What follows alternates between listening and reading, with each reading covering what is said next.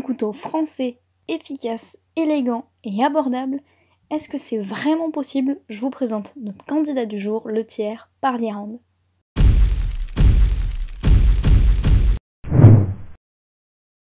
Salut à tous, bienvenue sur 50 nuances de décès. Aujourd'hui, on va parler du couteau Le Tiers fait par Lierand.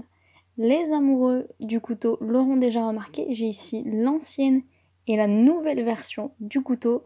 C'est promis, on en reparle dans 2 petites minutes. Juste avant d'entrer dans le vif du sujet, quelques mots sur l'entreprise Lierand. C'est une coutellerie donc qui est basée à Thiers et qui est dirigée par Geoffroy, le coutelier, qui est épaulé dans toutes les autres tâches par Hélène. Et pour faire ce qu'ils font à deux, franchement, chapeau. En 2018, Geoffroy repense le tiers, donc celui-ci, le tiers que vous connaissez généralement. Il se présente sous cette forme-là. Donc, ils repensent le tiers et pour financer le projet, ils mettent en place tous les deux une campagne de financement participatif qui rencontre un franc succès. C'est là que Lierand commence. Forcément, un couteau Le Tiers réinventé et qui plus est avec un système à pompe qui est innovant puisqu'il est tout droit sorti de l'imagination de Geoffroy, ça passe pas inaperçu. Donc, le prototype du tiers par Lierand fait l'affiche de Coutelia en 2018. Et Coutelia, pour ceux qui ne connaissent pas, c'est juste le plus grand salon européen dédié à la coutellerie. Pour vous donner une idée un petit peu du prestige de ce salon et de la renommée de l'événement, l'an dernier, le président des concours de coutellerie, c'était Joe Kessler, donc qui n'est autre que le président de l'ABS jusqu'en 2015.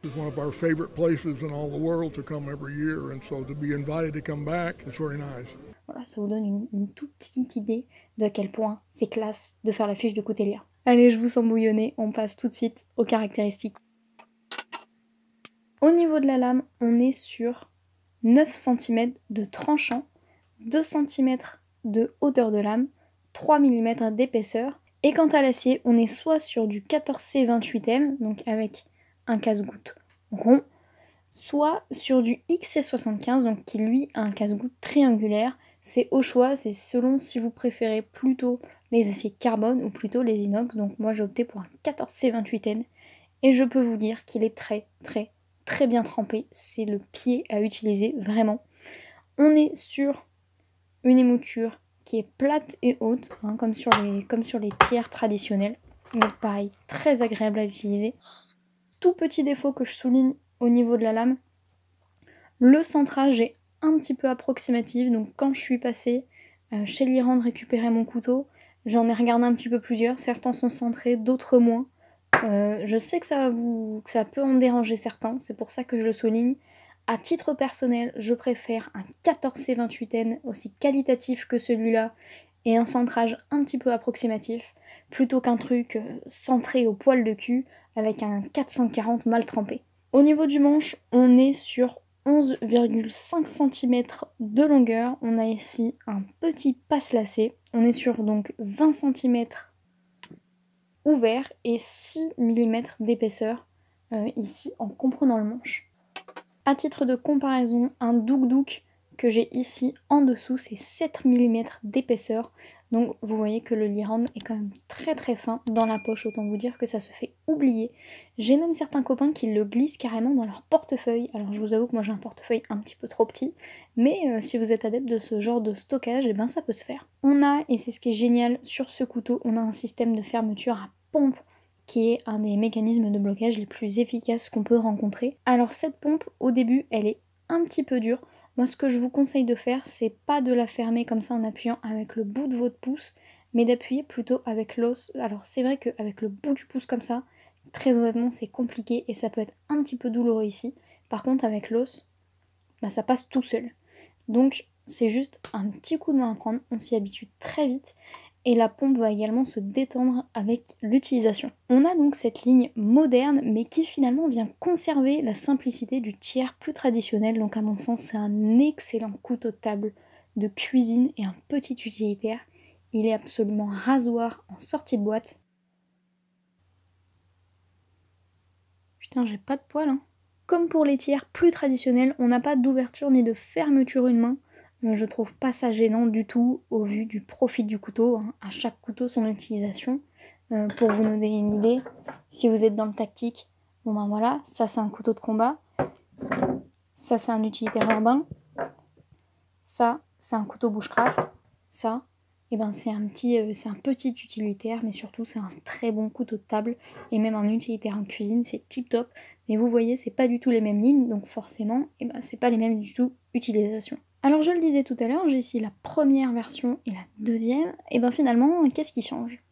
Tout simplement, ça va être la correction des défauts et puis l'amélioration constante de la ligne du couteau. Déjà, au niveau de la lame, sur la première version, on avait une toute petite portion, juste ici, qui venait toucher l'intérieur du manche, et donc on avait le fil qui venait ici s'écraser contre le manche en aluminium. Donc ça, c'était un défaut de conception qui n'était pas sur tous, mais c'était quand même un problème assez récurrent. Vous comprenez bien qu'ils ont dû le corriger.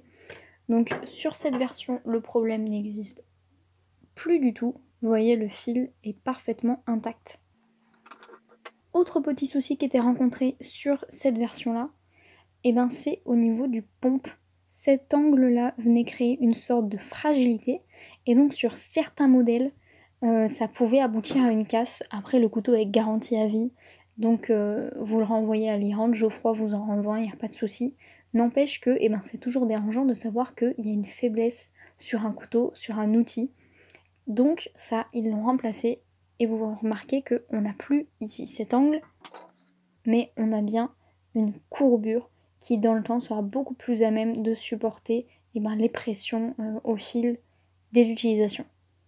On vient donc de comparer deux versions du même couteau, mais finalement le Lierand par rapport à d'autres couteaux, qu'est-ce qu'il vaut? Donc on va essayer de rester sur un rapport qualité-prix à peu près équivalent. Et comme j'avais pas envie de faire une comparaison avec du chinois, parce qu'il faut quand même comparer ce qui est comparable, on va rester sur des petits auvergnats, des petits tiernois, tous même il me semble. On commence avec le Kiana. Un Kiana, vous le connaissez, c'est 15 balles. Un Douk Douk, j'ai envie de dire l'indispensable également dans une collection de couteaux. On est dans les 20-25 euros il me semble. Et un Unboxer qui est dans les 55 euros.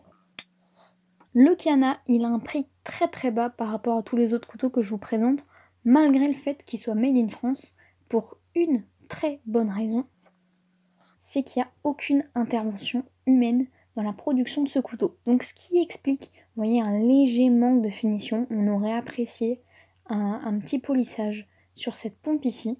Par contre, quel est le point commun entre Florinox qui produit le Kiana, Cognier qui produit le Douk Douk, et Tarreras Bonjean qui produit le Unboxer? C'est des entreprises qui sont implantées dans le paysage depuis très longtemps. A l'inverse, Lierand, c'est une toute jeune entreprise avec tous les investissements que ça suppose derrière, et c'est un travail qui est semi-artisanal.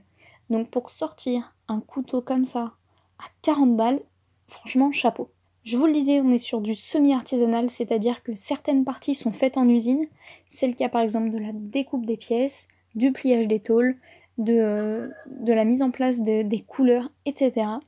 Et d'autres par contre sont faites complètement à la main, à l'atelier, par Geoffroy. Donc le nettoyage des lames, des manches, etc. L'ajustage, le matage dérivé, l'affûtage, ce genre de choses. Je vous le disais avant, on est sur un couteau qui est super esthétique, donc qui se décline en plein de couleurs que je vous mets à l'écran. Sachant que le rose que vous voyez, il est tout nouveau, il vient de sortir, franchement il déboîte, j'aimerais bien en avoir un en main aussi.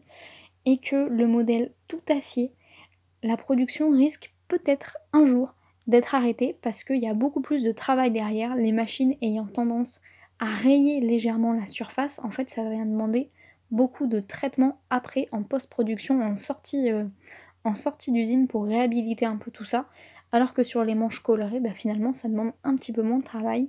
Donc si vous en voulez un, sautez dessus parce qu'il risque de plus être produit très très longtemps. Dans les futurs modèles, on retrouve également le cutter. Donc la sortie est prévue normalement pour à peu près Noël. Je vous cache pas qu'il risque très fortement d'y avoir une vidéo dessus, donc restez bien attentifs à ça. À l'heure où je tourne la vidéo, Geoffroy et Hélène y sont présents au salon Le SICAC à Paris. Et j'ai vu certains revenir avec une boîte en bois avec 2 aimants qui est absolument magnifique. Donc un coffret pour 2 couteaux. Est-ce que ça va sortir sur le site internet? Très honnêtement, j'en sais rien. J'en ai pas du tout parlé à Geoffroy. Mais par contre, on va rester attentif là-dessus parce que franchement, avouez, c'est super classe. Pour conclure, vous savez que j'essaye toujours dans mes vidéos d'être le plus objectif possible. Donc ça veut dire que je souligne les défauts que je considère vraiment comme tels. Là, on n'a pas d'onglier sur la lame. Très franchement, je trouve ça très bien parce qu'on n'a pas du tout de mal à l'ouvrir. Et qu'un onglier, je trouve ça juste immonde. La lame, elle n'est pas centrée. Très personnellement, là encore, ça me dérange pas du tout. Comme je l'ai dit, je préfère un acier bien trempé. On n'a pas d'ouverture une main, bah, c'est super cohérent. Sur les tiers, il n'y a pas d'ouverture une main, donc là encore, ça me dérange pas. Par contre, voilà, le petit défaut, ça sera la pompe qui est un petit peu dure. On s'y habitue, elle se détend, mais pour ceux qui veulent vraiment appuyer avec le bout du pouce, ça sera pas vraiment l'idéal. Le Lirand pour moi, ça a été un gros coup de cœur dès l'achat à Coutelia. Je l'ai utilisé très largement, je l'ai même usé. Le modèle noir, il en a pris plein la gueule. Donc j'ai vraiment avec des super sensations en main, même si c'est pas un couteau qui est fait pour forcer et on le sent très vite dans la main, parce que si on vient le serrer très fort, et ben on va avoir ici les deux plaques qu'on peut pas vraiment appeler platine du coup, hein, comme on est sur un manche monobloc, qui risquent un peu, qui viennent même carrément rentrer dans la peau des doigts. Donc pour des coupes en force, on est bien d'accord que c'est vraiment pas très agréable. Par contre, pour manger, putain, c'est le top quoi. Si vous êtes tenté par le Lirand, et ben j'ai un code promo pour vous, c'est 50 nuances de DC 10. Donc vous chopez 10% de réduction sur le site lirand.fr, je vous mets le code en bas dans la barre d'infos. Le code, il est valable sur tout le panier, donc si vous prenez le tiers, si vous prenez un étui, ou si vous prenez également le Woody. Donc 10% avec le code 50 nuances de DC10 sur le site. Comme d'hab, je suis transparente avec vous, ce couteau-là, le premier, je l'ai acheté à Coutelia. Celui-ci, c'est Geoffroy qui me l'a offert pour que j'en fasse une présentation en vidéo. Mais moi, je touche rien du tout derrière, donc vous pouvez y aller, je suis pas sponsorisée. C'est vraiment mon avis parce que ce couteau, c'est un gros coup de cœur. On se retrouve normalement la semaine prochaine pour une vidéo un petit peu spéciale puisque je serai pas toute seule. Je rencontre un mec qui a randonné, mais quand je dis randonné, il a randonné. Hein. Le gars, il a marché 15 000 bornes sur 3 fois 6 mois et on va comparer nos EDC. Si tout se passe bien niveau montage, c'est disponible la semaine prochaine. J'ai hâte de vous présenter ça. Je vous assure, ça va être hyper cool. On se retrouve donc la semaine prochaine. Salut!